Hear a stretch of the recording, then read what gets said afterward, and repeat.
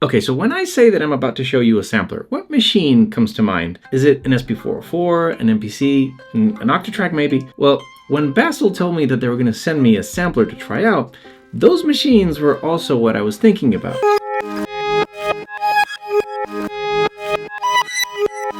But I forgot something very important about Bastl, something essential.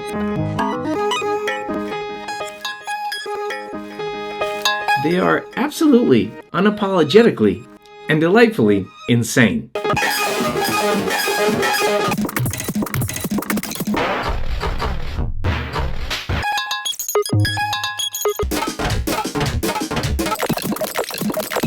This is the new Kastl Bastl 2-wave BARD, and calling it a sampler would be kind of like calling a hot rod a sedan. Yeah, it is technically a sampler because it makes sounds using samples as its raw material, but when you're behind the wheel of this thing, things get really crazy, really fast, and in the best of ways.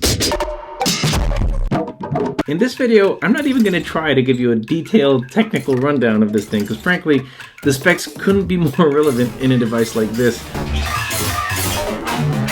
But I will show you an overview of how it works, the very cool stuff that I've been able to do with it, and why I think it's one of the most refreshing pieces of sample mangling gear I've seen in quite a while. Just for transparency's sake, Bastl did send me the Wave BARD for review, but they're not paying me, nor do they have any say in my opinions or what I say in this video. This video does have a sponsor though, and that's the folks at Analog Cases, but more on them a bit later. So, what is this thing? It's a sampler. It allows you to store up to 32 samples per bank, and there are 32 banks available.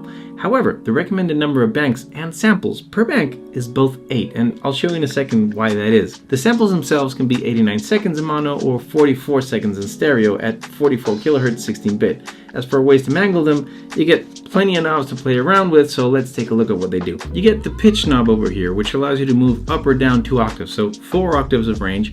And if you use the shift button here, you can trigger the sample. However, I don't want to be pressing that down all the time, so we're going to grab an LFO and we're going to put it in the trig patch. Just below that, you get the sample knob, and this will allow you to choose exactly what sample is being played. It also doubles as a DJ style filter, low pass and high pass resonant. Finally, at the bottom, you have the tempo and the LFO, which can be synced or made to run free. So LFO, free or synced, and the tempo. Right in the middle, you have the length knob, which will determine if you play the sample normally or in reverse. And it will also adjust the decay of the sample. So if I make it closer to the center, it'll be shorter.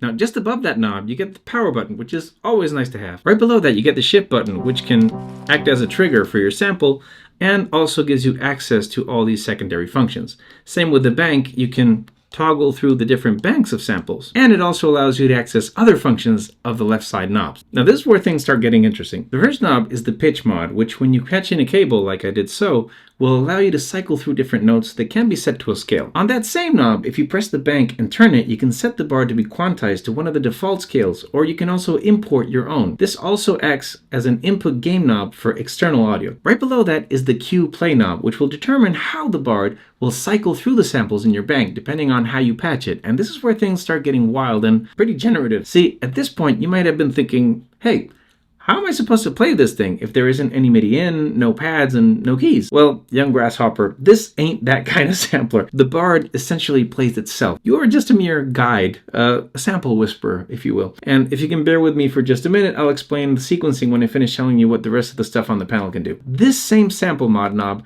also lets you determine the root note when holding down the bank button, or let you apply an effect to the samples when you hold down shift. So let's trigger this baby here. Let's say the root here is going to be C. And we're going to apply some crazy delay, or chorus, or flanger. You can notice it has a bit of drive in them too. This is probably the knob that does most of the heavy lifting when you're jamming on this thing.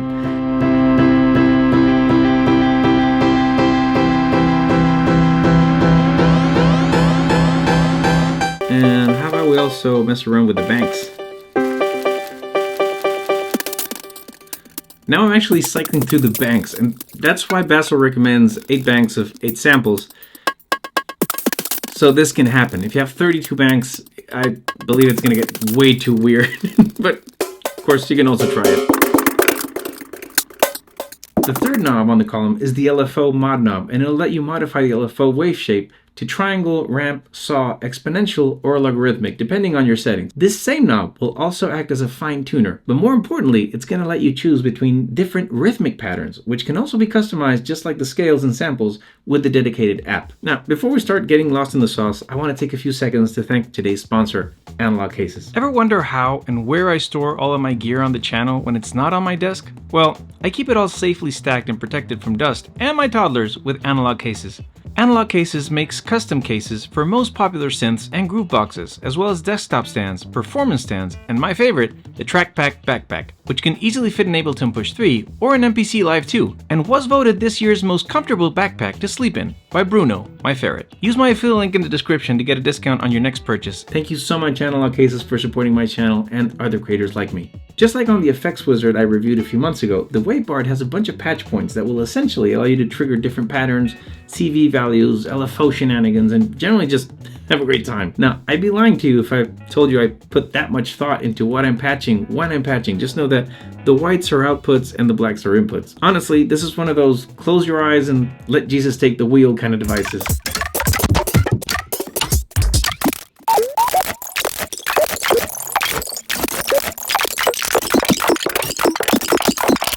This is completely Bastl.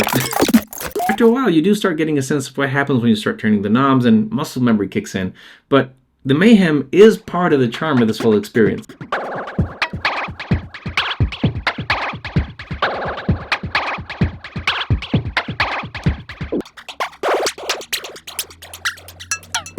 I have no idea how it sequenced this in something else.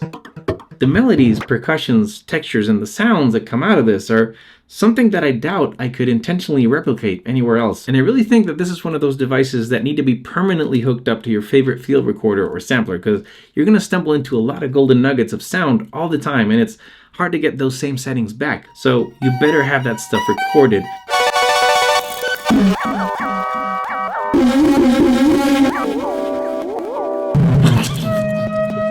What is this? What is this? I'm just gonna wait it out, see what happens.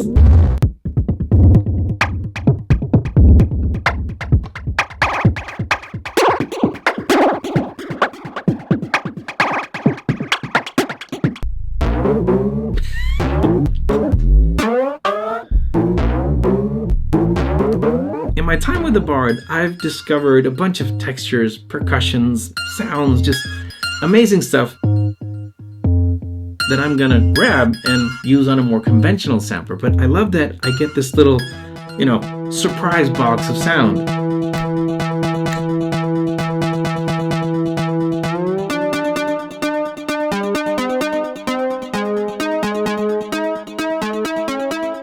I feel that the BARD takes you on a ride that's just pure childish fun. It doesn't really have any aspirations of being serious or by the numbers groovebox. It's just something that you turn on and mess around with a huge smile on your face. And in a way, it is one of the most grooveboxes I've seen, in the sense that you can just really turn it on and spend an hour just jamming on it. Now, in fairness, this unit isn't really for everyone, and if you're looking for a classic sampler or your first sampler, this ain't it. But then there's 100 of those to choose from already. This is for those who like their music experimental, that like to really play with the fabric of sound in a unique way that you don't really find anywhere else. It's a beautiful and a chaotic little friend, and I have to say, Bastl really made something special here. If you're interested in getting a Wave BARD for yourself, remember you can buy them directly at Perfect Circuit with one of my affiliate links, and when you do, you're directly supporting my channel so I can keep making videos just like this one. If you're still here and you enjoy what you saw, remember you can always support my work by something as simple as just clicking the like button or leaving me a comment, even if it's just to say hi. If you'd like to get access to my original music, my samples, my multi-sampled instruments,